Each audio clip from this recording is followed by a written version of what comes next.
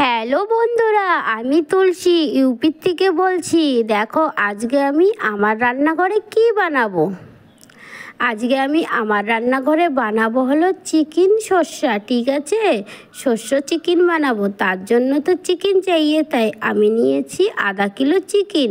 তারপরে মশলা নিয়েছি একটা লাল লঙ্কা, দুটো তেজপাতা, জিরা পেস্ট, আদরক পেস্ট, রসুন পেস্ট আর একটু পেঁয়াজ কুচি। ঠিক আছে, আর মেন ছিল হলো শস্য বাটা।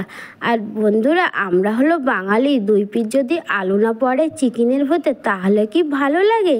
সেই জন্য নিয়েছি আমি 4 পিস আলু। ঠিক আছে, এখন হলো কড়াই বসানোর বাড়ি। কড়াইটা এখন আমি বসিয়ে দিয়েছি, আর কড়াইটা আমার গরম হয়ে গিয়েছে। এখন আমি কি করব, কড়াইয়ের ভিতরেই লঙ্কা আর তেজপাতা, দুটো ছোটি এলাইচি আর এক টুকরো দারচিনি আর একটুখানা জিরা দিয়ে দিয়েছি। এখন জিরাটা যখন আমার ভালো করে লাল লাল করে ভাজা হয়ে যাবে, তখন আমি কি করব, ওই তেলের ভিতরে আলু ছেড়ে দেবো। আর আলুটাকেও কিন্তু আমি একটু ভালো করে ভেজে নেব। বন্ধুরা, আলু ভাজার জন্য তো একটু লবণ চাই, সেই জন্য দিয়ে দিলাম আমি একটু লবণ। এখন আলুটাকে ভালো করে লবণের সঙ্গে মিশিয়ে দেব, আর মিশানোর পর একটু উল্টে পাল্টে দেব, যাতে আলুটা আমার ভালো করে ভাজা হয়ে যায়। আর বন্ধুরা, তোমরা কি কখনোই এই চিকেনটা বানিয়ে খেয়েছো? আর যদি না খেয়ে থাকো, তাড়াতাড়ি যাও বাজার থেকে নিয়ে আসো চিকেন আর বানিয়ে খাও শস্য চিকেন। আর দেখো আলুটা আমার ভাজা হয়ে গিয়েছে। এখন কি করছি, আমি পেঁয়াজগুলো ঢেলে দিলাম আলুর ভিতরে। আর আলুর ভিতরে পেঁয়াজ ঢেলে এখন করবো পেঁয়াজটাকে লাল লাল করে ফ্রাই। যখন আলুর ভিতর পেঁয়াজটা লাল লাল করে ফ্রাই হয়ে যাবে, তখন কি করব আমি বলো তো, তখন আমি আলুর ভিতর এই চিকেনটাকে অ্যাড করে দেব। চলো, চিকেনটাও তো চলে গিয়েছে আলুর ভিতর। এখন আমি কি করব, এখন তো ভাই চিকেনটাকে তো ভালো করে আলুর সঙ্গে পেঁয়াজের সঙ্গে মিলাতে হবে।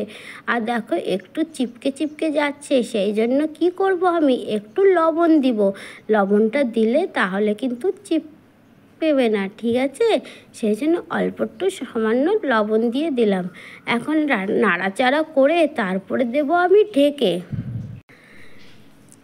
এখন ঢাকার বাড়ি, চলো ঢেকে দিই। আর ঢেকে দিলে ভালো করে কিন্তু চিকেনটা সেদ্ধ হয়ে যাবে। আর 5 মিনিটের মতন ঢেকে দিয়েছিলাম আমি। তারপরে কি করব, 5 মিনিট যখন হয়ে গিয়েছে, তুলে নিলাম ঢাকনটা। আবার ঢাকনটা তুলে ফিরে দেখছি একটু নাড়াচাড়া করে দিই, না তো লেগে যাবে। আর দেখো চিকেনের থেকে কিন্তু একটু জল ছেড়েছে। চলো চিকেনটা এমন করে একটু 5-10 মিনিট ভেজে নেব। তারপরে কি করলাম, যে মশলাটা আমার কাছে ছিল, আদা পেস্ট, জিরা পেস্ট, প্রথমে দিয়ে দিলাম রসুন পেস্ট, তারপরে দিয়ে দিলাম জিরা পেস্ট, তারপরে দিয়ে দেবো আদা পেস্ট। আদাটা কিন্তু আমি পুরো নিইনি, আদাটা অনেকই ছিল, সেই জন্যে 1 চামচ আমি নিয়েছিলাম। ঠিক আছে, তারপরে দিয়ে দিলাম পেঁয়াজটাকেও কিন্তু আমি পেস্ট করে নিয়েছিলাম। তারপরে এখন কি করব, এই মশলাটাকে ভালো করে মাংসর সঙ্গে মিশিয়ে নেব। যখন ভালো করে মিশানো হয়ে যাবে, তারপরে কি করব, ব্যাস তারপরেও একটু আমি ভালো করে ঢেকে দেব, কেন চিকেনটা তো সেদ্ধ হবে। ঠিক আছে, আর চিকেনটাকে কিন্তু আমি বেশিক্ষণ জল দিয়ে জাল দেবো না, সেই জন্য ঢেকেই রান্না করব। আর দেখো ফির 5-10 মিনিটের জন্য চিকেনটা আমি ঢেকে দিয়েছিলাম। তারপরে কি করব, যখন চিকেনটা দেখব 10 মিনিট হয়ে গিয়েছে, তখন আবার ঢাকন তুলে ব্যাস চিকেনটাকে আবার নাড়াচাড়া করব। চলো দেখো চিকেনটা কিন্তু অনেকটাই হয়ে গিয়েছে। ঠিক আছে, এখন আমার মশলাগুলো দেওয়ার বাড়ি, কেন ওই যে আরও কিছু মশলা রয়ে গিয়েছে, যেরকম হলদি পাউডার। প্রথমে তো আমি দিয়ে দেবো হলদি পাউডার, তারপরে দিয়ে দেবো লাল মির্চা পাউডার। ঠিক আছে, তারপরে দিব আমি ধনে পাউডার।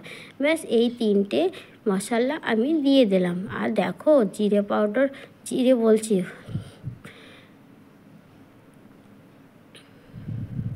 লঙ্কা পাউডারটা কিন্তু একটু আমি 2 চামচই দিয়েছিলাম। আর এই লঙ্কাটা না কিন্তু অনেকটাই ঝাল, সেই জন্য সামান্য ছোট্ট ছোট্ট 2 চামচ লঙ্কা দিয়েছি। এখন সারা মশলাগুলো মিশিয়ে তারপরে দেবো ফের ঢেকে, ঠিক আছে। আর জলটা কিন্তু দেখো অনেকটাই কিন্তু আমার শুকিয়ে এসেছে।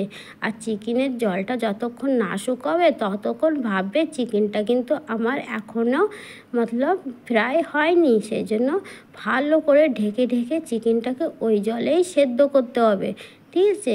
আবার দেখো চিকেনটাকে আবার ঢেকে দিলাম, ফির ঢেকে ফির দেখো চিকেনটার বন্ধুরা কি সুন্দর কালার এসেছে না বলো তো। আর খেতেও যা মজা হয়েছিল বন্ধুরা, তোমরাও ট্রাই করো ঘরে এই সর্ষে চিকেন। আর দেখো আলুটাও কিন্তু আমার ভালো করে গলে গিয়েছে, ঠিক আছে। আর চিকেনটাও আমার একদম হয়ে গিয়েছে, খাওয়ার মতন তো হয়ে গিয়েছে, তাও তো একটু সামান্য জলের দরকার না, তাহলে কি করে খাবো। চলো এখন কি করব, মেন মশলাটা দেওয়ার সময় এই দেখো নিয়ে এসেছি শস্য বাটা। এইটাই তো মেন মশলা চিকেনের আজকের, ঠিক আছে। তাহলেই তো হবে সর্ষে চিকেন। এখন শস্যটা দিয়ে আমি ভালো করে চিকেনটাকে মিশিয়ে নিচ্ছি। আর দেখো আগের থেকে কিন্তু আমি শস্যটা দিইনি, এই জন্য শস্যটা আগের থেকে দিইনি।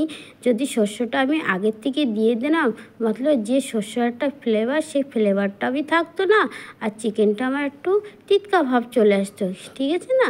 সেই জন্য চিকেনটা যখন আমার ভালো করে ফ্রাই হয়ে গিয়েছে তখনই কিন্তু আমি শস্যটা দিলাম। আর তোমরাও কিন্তু তখনই শস্যটা দেবে, আগে কিন্তু একদম শস্য দেওয়ার চেষ্টা করবে না, ঠিক আছে।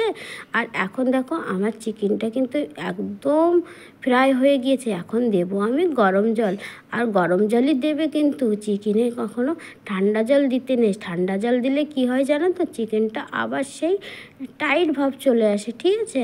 সেই জন্য গরম জল, চিকেন বলো আর মটন বলো, গরম জল দিলে সবচেয়ে ভালো হয়।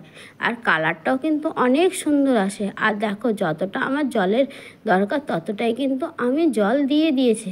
এখন কি করব, এটাকে এই করেই রেখে দেবো। আমি কিন্তু একদম ঢাকন লাগাবো না, কেন আগের থেকে তো চিকেন আলু সব আমার পেকে গিয়েছে, ঠিক আছে।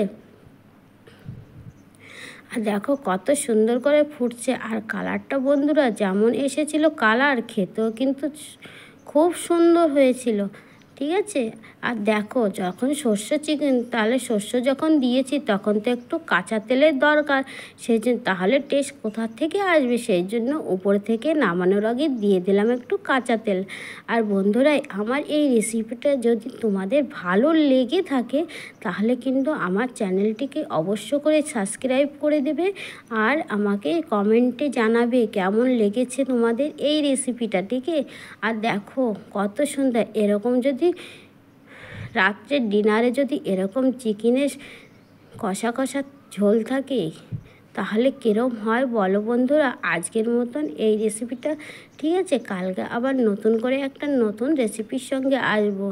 আজকের মতন এইটুকু বন্ধুরা, ভালো থেকো।